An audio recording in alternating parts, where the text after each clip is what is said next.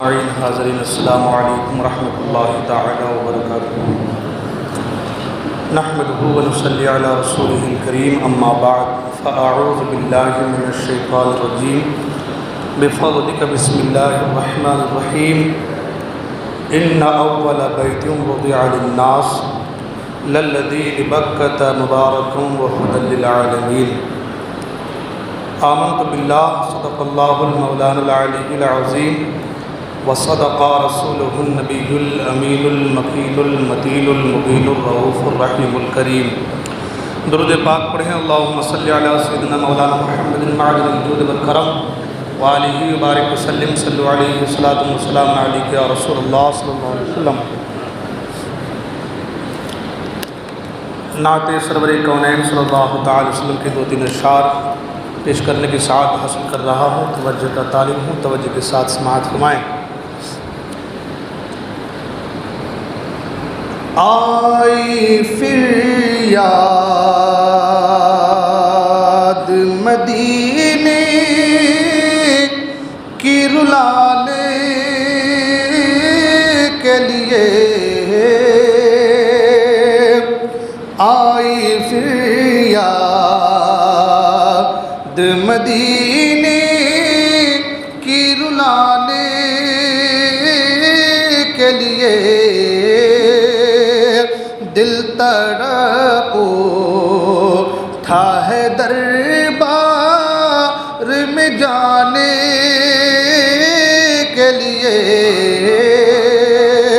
دل تڑپ اٹھا ہے دربار میں جانے کے لیے،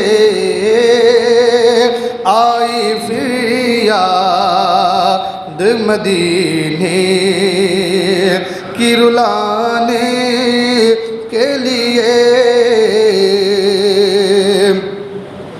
اور کاش میں اڑتا پھروں خاک مدینہ بڑھ کر، کاش میں اڑتا پھروں خاک مدینہ بڑھ کر، اور میں چلتا رہوں سرکار کو پانے کے لیے، اور میں چلتا رہوں سرکار کو پانے کے لیے۔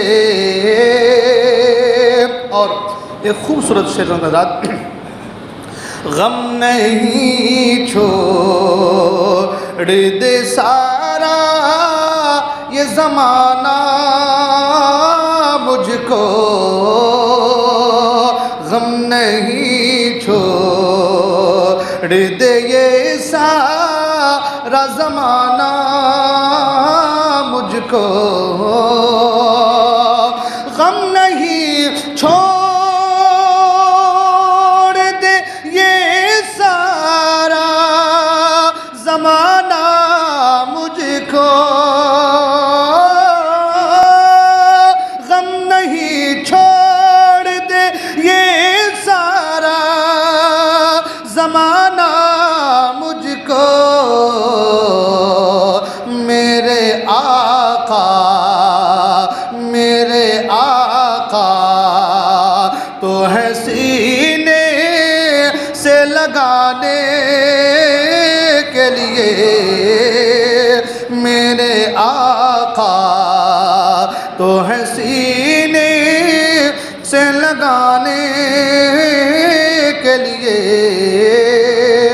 آئی پھر یاد مدینے کی رلانے کے لیے۔ اور میرے لجپال نے رسوا نہ کبھی ہونے دیا، میرے لجپال میرے لجپال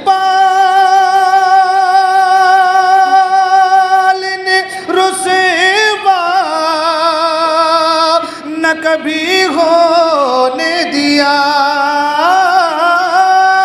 میرے لجپال نے رسوا نہ کبھی ہونے دیا،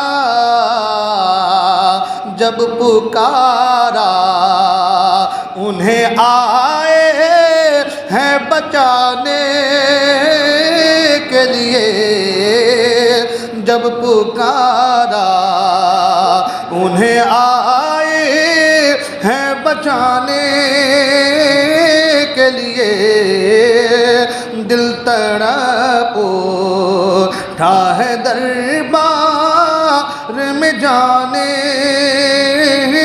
کے لیے،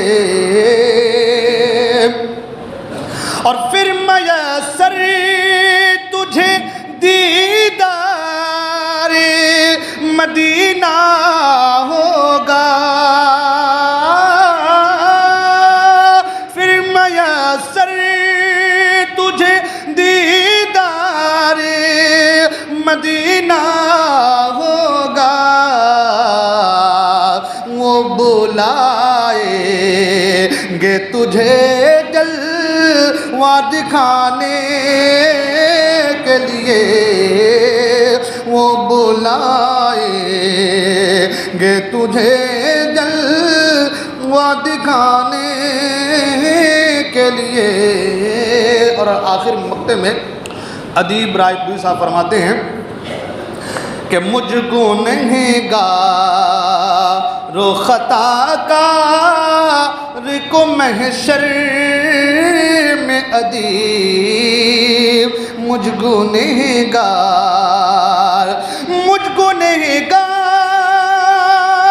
و خطا کار کو محشر میں ادیب، مجھ گنہگار و خطا کار کو محشر میں ادیب، ہوں گے موجود وہ دامن میں چھپانے کے لیے، ہوں گے موجود وہ دامن میں چھپانے کے لیے، دل تڑپ اٹھا ہے دربار میں جانے کے لیے۔ درود پاک پڑھیں، اللہم صلی علی سیدنا مولانا محمد معدن الجود والکرم منبع العلم والحلم والحکم واجہ الکرام ابنہ الکریم بارک وسلم صلاۃ و سلام علیک یا رسول اللہ صلی اللہ تعالی علیہ وسلم۔ اعلیٰ حضرت امام احمد رضا خان فاضل بریلوی رضی اللہ تعالی عنہ ارشاد فرماتے ہیں، حاجیو آؤ شہنشاہ کا روضہ دیکھو، کعبہ تو دیکھ چکے کعبے کا کعبہ دیکھو۔ اور آگے فرماتے کہ غور سے سن تو رضا کعبے سے آتی ہے صدا، غور سے سن تو رضا کعبے سے آتی ہے صدا، میری آنکھوں سے میرے پیارے کا روضہ دیکھو۔ حضرات محترم، یہ حج کا موسم بہار ہے۔ سبھی حضرات جانتے ہیں کہ حجاج اکرام کا قافلہ زیارت حرمین طیبین کے لیے رواں دواں ہے۔ اسی کو ملحوظ نظر رکھتے ہوئے میں نے سوچا کہ آج حج کے تعلق سے کچھ باتیں میں آپ لوگوں کے گوش گزار کروں۔ قرآن مجید کی جس آیہ مبارکہ کو میں نے تلاوت کرنے کا شرف حاصل کیا ہے، اللہ تبارک و تعالی آیت کریمہ میں کعبہ معظمہ کے حوالے سے ارشاد فرماتا ہے، ان اول بیت وضع للناس للذی ببکۃ مبارکا وہدی للعالمین فیہ آیات بینات مقام ابراہیم ومن دخلہ کان آمنا وللہ علی الناس حج البیت من استطاع الیہ سبیلا ومن کفر فإن اللہ غنی عن العالمین۔ آیت کریمہ کے حوالے سے معنی ترجمہ سننے کے حوالے سے سب سے پہلے یہ آیت کریمہ جو نازل ہوئی اس کے شان نزول کو دیکھتے ہیں تو فرمایا گیا کہ جب یہ آیت کریمہ نازل ہوئی اس کے شان نزول کیا ہے اس کے تعلق سے فرماتے ہیں کہ غیر مسلموں نے مسلمانوں سے کہا تھا کہ ہمارا جو کعبہ ہے، جو قبلہ ہے، ہمارا جو قبلہ ہے یعنی بیت المقدس مسجد اقصی وہ تمہارے کعبہ سے افضل ہے، اور جب بیت المقدس جو ہے وہ کعبہ سے افضل ہے، بہتر ہے، تو ہمارا دین بھی تمہارے دین سے بہتر ہے۔ اس کے تعلق سے غیر مسلموں نے مسلمانوں سے کہا اور اس کی کچھ دلیلیں بھی انہوں نے دی۔ دلیل یہ دی کہ دیکھو کعبہ سے پہلے بیت المقدس کی تعمیر ہوئی ہے تو اولیت بیت المقدس کی ہے، اور کیونکہ بیت المقدس تمام انبیاء اکرام کا مسکن رہا ہے، بہت سارے انبیاء اکرام بیت المقدس میں وفات پائے ہیں، جڑے ہیں، تو اس لیے بیت المقدس جو ہے وہ کعبہ سے افضل ہے، بہتر ہے۔ جب انہوں نے غیر مسلموں نے مسلمانوں سے باتیں کی تو اللہ تبارک و تعالیٰ نے قرآن مجید کی اس آیت مبارکہ کو نازل فرمایا۔ وہ لوگ یہ سوچ رہے تھے کہ بھئی بیت المقدس کی تعمیر پہلے ہوئی ہے تو یہ بہتر ہے، یہ افضل ہے۔ اللہ نے قرآن مجید کی آیت کریمہ نازل فرمائی اور فرمایا ان اول بیت وضع للناس، بے شک جو پہلے لوگوں کی عبادت کے لیے گھر تعمیر ہوا، گھر بنایا، فرمایا وہ مکہ مکرمہ میں ہے یعنی کعبہ ہے۔ یعنی غیر مسلموں کے ان تمام تر دلائل کی رد فرما دی، تمام تر دلائلوں کی تردید کر دی اور کہا کہ تم کہتے ہو کہ بیت المقدس کی تعمیر پہلے ہوئی ہے، لیکن سنو اللہ نے جو سب سے پہلا گھر بنوایا، تعمیر کروایا، وہ بیت المقدس نہیں بلکہ وہ کعبہ ہے۔ اور اللہ نے صرف اتنا نہیں فرمایا بلکہ آگے کعبہ کے تعلق فرمایا ومن دخلہ کان آمنا، یہ ایسا گھر ہے مکہ مکرمہ، یہ ایسی جگہ ہے کہ جو اس میں داخل ہو گیا وہ امن پا گیا۔ فرمایا ان اول بیت وضع للناس للذی ببکۃ مبارکا وہدی للعالمین، جو پہل گھر تعمیر ہوئی، جو گھر بنایا گیا لوگوں کی عبادت کے لیے، فرمایا وہ مبارک گھر مکہ مکرمہ میں ہے یعنی خانہ کعبہ ہے۔ اور پھر فرمایا ہدی للعالمین، تمام لوگوں کے لیے ہدایت ہے۔ کعبہ کی افضلیت اور کعبہ معظمہ کی فضیلت اور اس کے خصوصیت کے حوالے سے اللہ تبارک و تعالیٰ نے فرمایا کہ یہ مکہ مکرمہ میں جو گھر ہے یہ عبادت کرنے والوں کے لیے سب سے پہلا گھر ہے، اور یہ گھر کیسا ہے تو کہا مکہ مکرمہ میں یہ مبارک برکت والا گھر ہے، برکت والی جگہ ہے، اور فرمایا لوگوں کے لیے ہدایت ہے۔ پھر فرمایا مقام ابراہیم ومن دخلہ کان آمنا، فرمایا کہ اس میں ابراہیم کے کھڑے ہونے کی جگہ ہے۔ آپ جانتے ہیں نا ابراہیم علیہ السلام کے تعلق آپ نے سنا ہے کہ جب آپ خانہ کعبہ کو تعمیر کر رہے تھے تو وہ جو پتھر تھا اللہ کی قدرت دیکھیں، شان دیکھیں اللہ کی، کہ آپ پتھر پر سوار ہوئے کھڑے ہو گئے۔ تو ہمارے یہاں جو جب گھر بنایا جاتا ہے تو زینے لگائے جاتے ہیں اوپر کے لیے، اوپر اگر اینٹ لگانی ہے مستری حضرات جو رہتے ہیں تو کچھ بنا دیتے ہیں اس پہ چڑھ کر کے پھر اوپر گھر تعمیر کرتے ہیں، ورنہ کیسے جو ہے آگے کا سلسلہ شروع ہوگا، آگے کا کام ہوگا، بنا دیتے ہیں، سیڑھی کی ضرورت پڑتی ہے، کوئی بانس بلی وغیرہ باندھ دیتے ہیں۔ اب خانہ کعبہ کی تعمیر ہو رہی ہے، خانہ کعبہ کی تعمیر ہو رہی ہے، اب خانہ کعبہ اپنے سے اونچا ہو گیا ہے تو کیا ہوا، اللہ تبارک و تعالیٰ کے فضل و کرم سے ایک پتھر پر آپ سوار ہوئے اور وہ پتھر آپ کو اونچا اٹھاتا گیا۔ اس پتھر پر آپ سوار ہوئے، پتھر اپنے آپ اونچا اٹھتا جاتا، جہاں تک آپ کا ہاتھ پر کام کرنا رہتا پتھر اپنے آپ اٹھتا جاتا، شام ہوتی تو پتھر اپنے آپ نیچے آ جاتا۔ یعنی آج ہمارے آپ کے لیے بلی کی بانسوں کی باندھنے کی ضرورت پڑتی ہے، ابراہیم علیہ السلام کو کسی چیز کی ضرورت نہیں پڑی۔ جس پتھر پر آپ سوار ہو کر کے، آپ کھڑے ہو کر کے آپ خانہ کعبہ کی تعمیر کیے، اس پتھر نے اپنے اندر آپ کے قدموں کے نشان کو جذب کر لیا۔ پتھر پر پاؤں کے نشان نہیں ہو سکتے۔ ہمارے یہاں ٹائل سے پتلے پتلے پتھر ہیں، سنگ مرمر ہے، ہم روزانہ چلتے ہیں، دن میں 5 بار آتے ہیں، 10 بار بھی آپ پورا دن کھڑے ہو جائیں، آپ کے قدموں کے نشان پتھر پر نہیں آئیں گے، مگر یہ اللہ کی شان ہے اور نبی کا معجزہ ہے۔ سبحان اللہ۔ آپ پتھر پر سوار ہوئے تو وہ پتھر نے آپ کے قدموں کے نشان کو اپنے اندر جذب کر لیا، اور آج اسی پتھر کو مقام ابراہیم میں محفوظ رکھا گیا ہے۔ جس مقام ابراہیم کے پیچھے آپ طواف کرنے کے بعد 2 رکعت نماز واجب الطواف ادا کرتے ہیں، وہ مقام ابراہیم کیا ہے، کیا چیز ہے؟ تو صرف ابراہیم علیہ السلام کے قدموں کے نشان ایک پتھر پر ہے اور کچھ نہیں ہے۔ مگر اللہ تبارک و تعالیٰ کو ان کی یہ ادا اتنی پسند آئی کہ قرآن مجید میں ارشاد فرما دیا وَاتَّخِذُوا مِن مَّقَامِ إِبْرَاهِيمَ مُصَلًّى، ابراہیم کے کھڑے ہونے کی جگہ کو تم نماز کی جگہ بناؤ۔ اب آپ بتائیں کتنی بڑی بات ہے۔ اب کعبہ معظمہ میں بہت سارے اس کے فضائل، بہت ساری چیزیں، اب اس کے لیے تو ایک آدھا گھنٹہ 20 منٹ کوئی معنی رکھتا نہیں ہے۔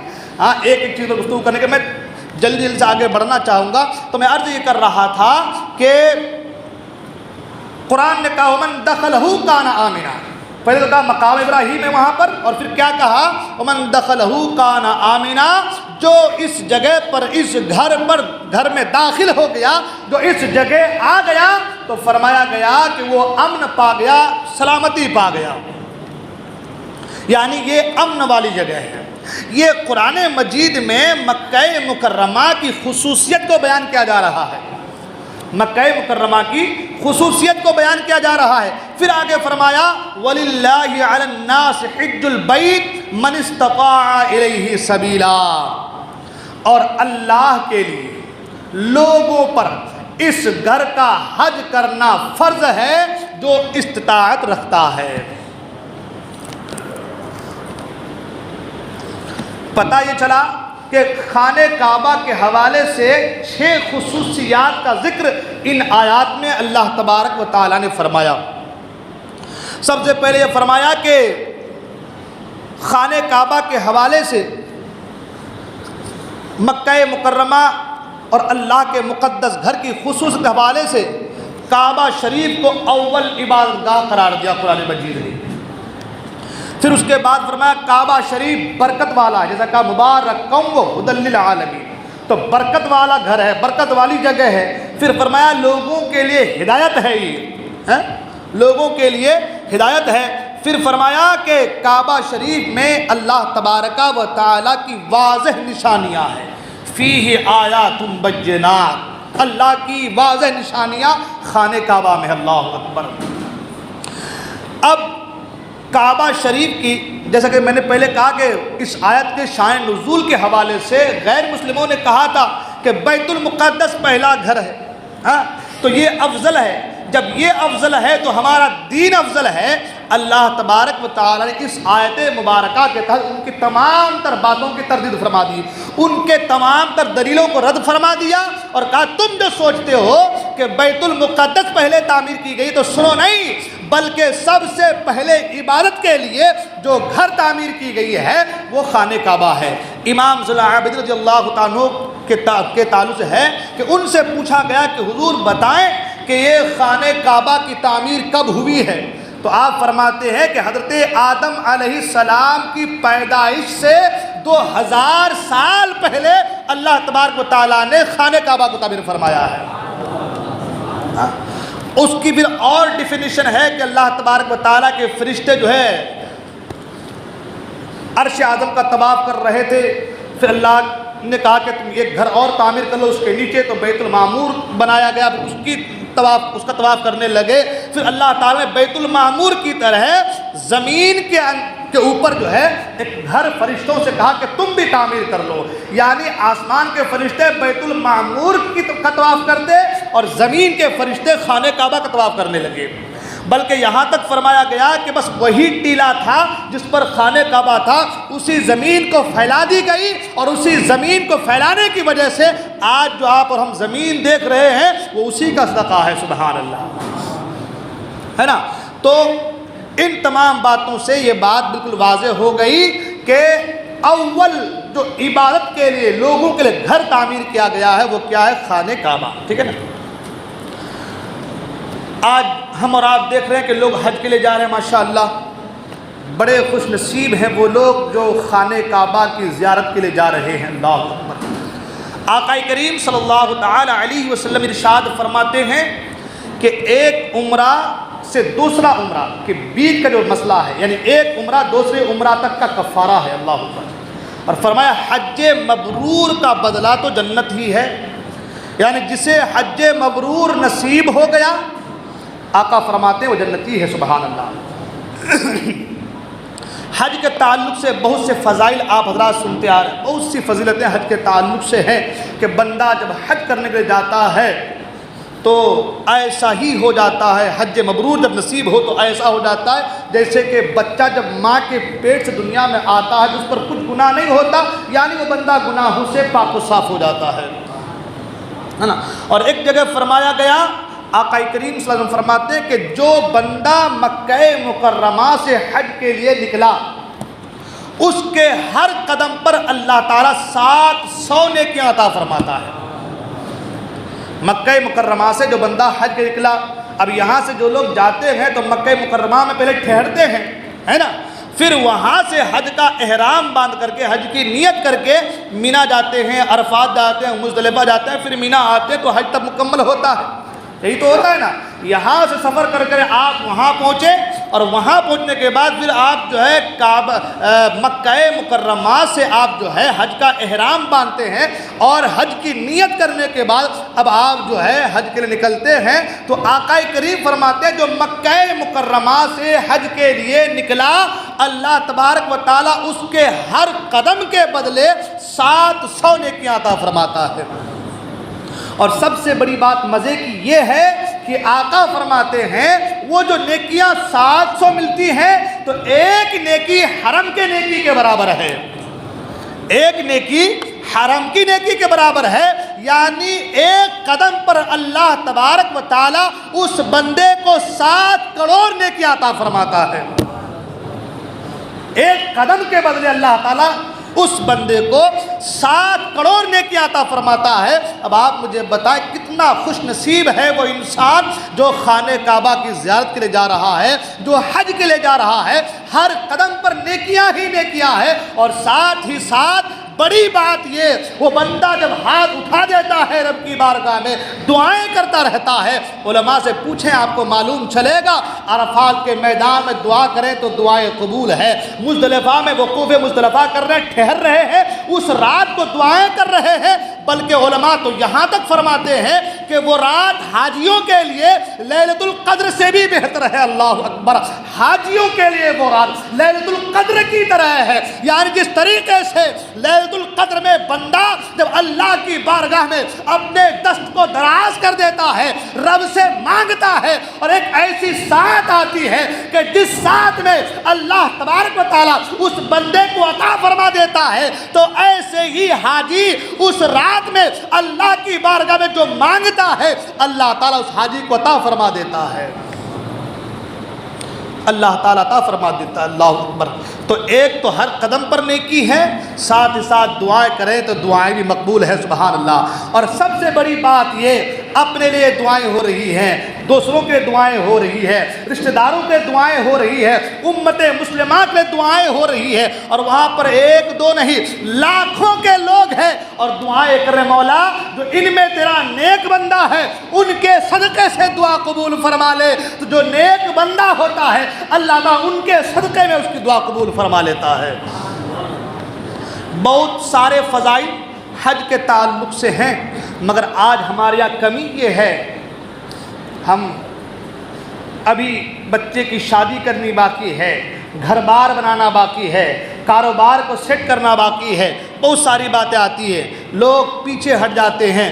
اگر آپ پر حج فرض ہے نا، آپ اتنے پیسے کے مالک ہیں کہ آپ گھر بار کو اچھے سے کھلا پلا کے رکھ رکھا کے مطلب سارا خرچہ دے کر کے اتنا پیسہ بچ رہا آپ کے حج کو جا کے آ سکتے ہیں، تو آپ حج کریں۔ حج کے تعلق سے آقا فرما جو حج کرتا ہے اللہ تعالیٰ اس کے گناہ کو بھی معاف فرماتا ہے اور اسے غنی کر دیتا ہے، سبحان اللہ۔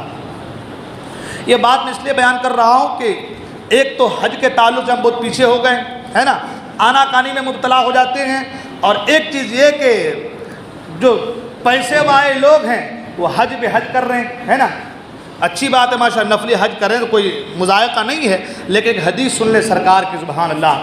آقا کریم فرماتے ہیں قرب قیامت، قیامت کے قریب آقا فرماتے ہیں میری امت کے امیر لوگ حج کریں گے سیر و تفریح کے لیے۔ کس کے لیے؟ سیر و تفریح کے لیے۔ آج ہمارے معاشرے میں آپ دیکھیں، اب شادی بچوں کی یہاں نہیں ہو رہی ہے، نکاح اب مکہ مکرمہ مدینہ منورہ میں ہو رہا ہے۔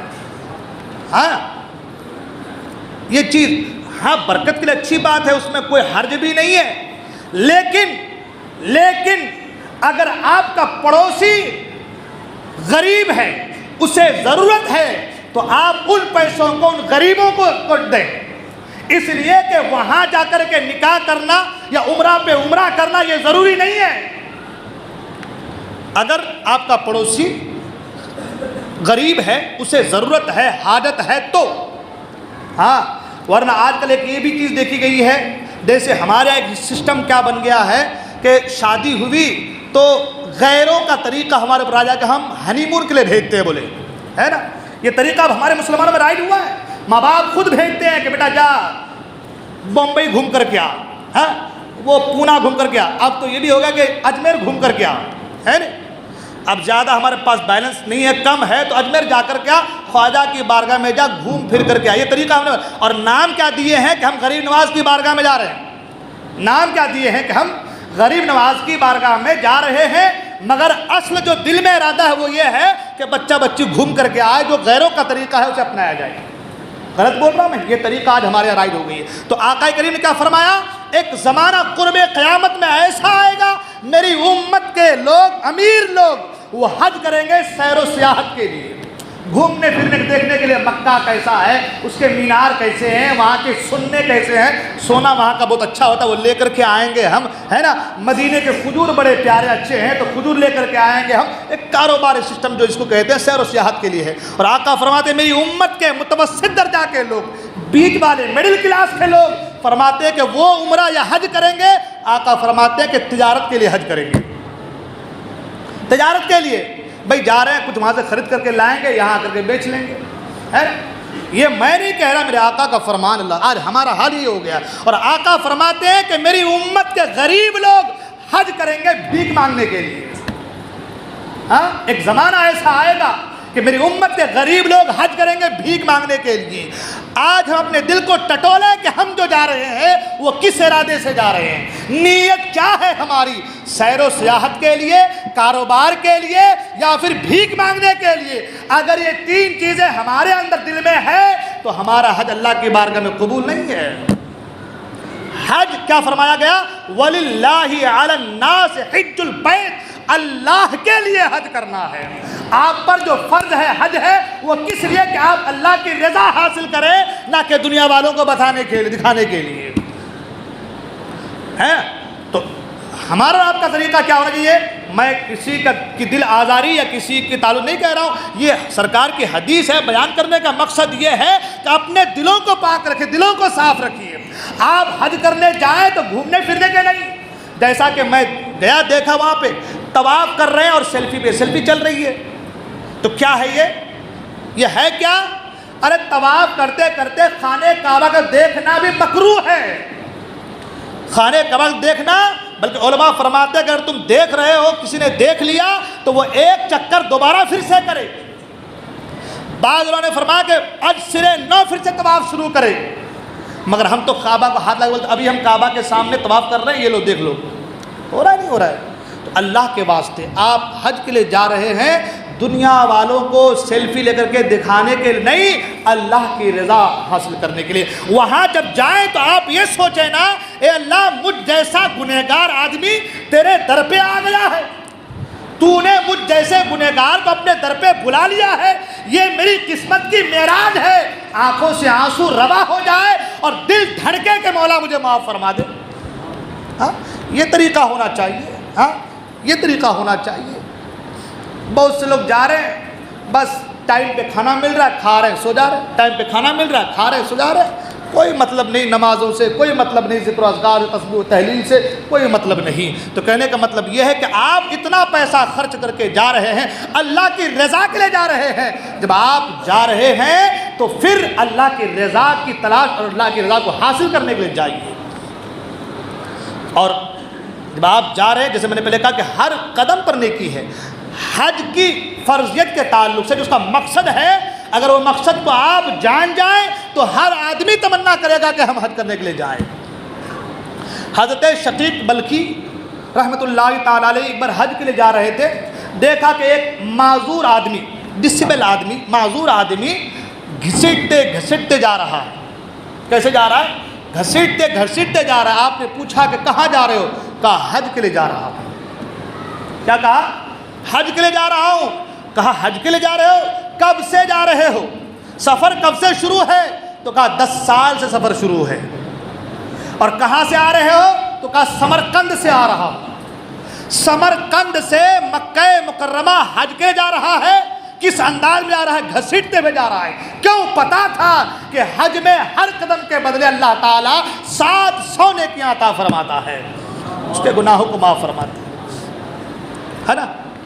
تو آدمی حج کے لیے جائے تو دل میں ارادہ کر لے کہ ہم حج کے لیے جا رہے ہیں، اللہ کی رضا حاصل کرنے جا رہے ہیں، اللہ کی رضا کی متلاشی بن کے جا رہے ہیں۔ یہ نہیں کہ ہم کو دنیا والوں کو دکھانا ہے، بتانا ہے، کاروبار کے لیے نہیں، تجارت کے لیے نہیں، سیر و سیاحت کے تفریح کے لیے نہیں، بھیک مانگنے کے لیے نہیں، اللہ کی رضا پانے کے لیے۔ اور ایک چیز اور بتا دوں، جو لوگ ہمارے، میں نے جیسے پہلے کہا صاحب ثروت بھی ہیں، مگر کہتے ہیں کہ ابھی بچے کی شادی، بچہ کی شادی، گھر بار، سیٹلمنٹ، تمام چیزیں۔ ایک حدیث میں آقا کریم صلی اللہ علیہ وسلم فرماتے ہیں، اللہ جب یہ حدیث میں اسٹڈی کیا تو دماغ ہل گیا پورا۔ آقا کریم صلی اللہ تعالی علیہ وسلم فرماتے ہیں کہ اے لوگوں، میری امت کے لوگوں سنو، حج و عمرہ جلدی کیا کرو، جلدی کر لو۔ آقا نے فرمایا حج و عمرہ جلدی کر لو، میں دیکھ رہا ہوں کہ تمہیں خانہ کعبہ آنے سے روکا جا رہا ہے۔ آقا کریم نے کیا فرمایا؟ حج و عمرہ جلدی کر لو، میں دیکھ رہا ہوں کہ تمہیں خانہ کعبہ آنے سے روکا جا رہا ہے۔